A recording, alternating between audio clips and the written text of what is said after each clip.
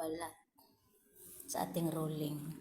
Bayan ito, 1 and 1/2 tablespoon brown sugar. Pwede white sugar. Tablespoon powder milk. Pinch of salt. 1/3 water. Red food coloring. Red food coloring.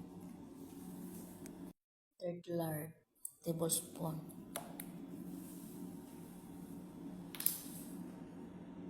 1 cup flour. Mix.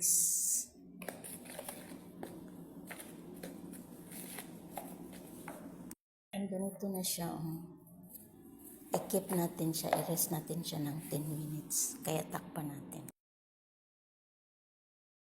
Ating palaman, ito meron na tayong 1/2 cup na sugar with 2 tablespoon. 1 and 1/2 cup sugar plus 2 tablespoon. Teaspoon baking soda, 1 teaspoon baking powder. Tablespoon powder milk. 4 teaspoon salt. 4 teaspoon yellow food coloring. Vanilla 1 teaspoon. 3 tablespoon butter. 3 cup water.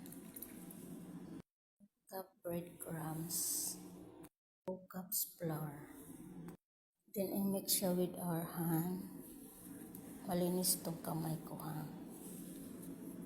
Yung palaman natin, kaya i-rest natin muna siya.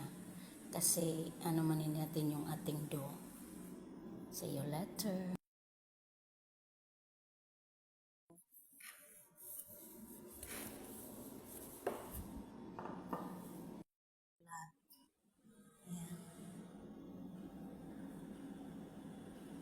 Yan yung palaman, ipaplat din natin siya.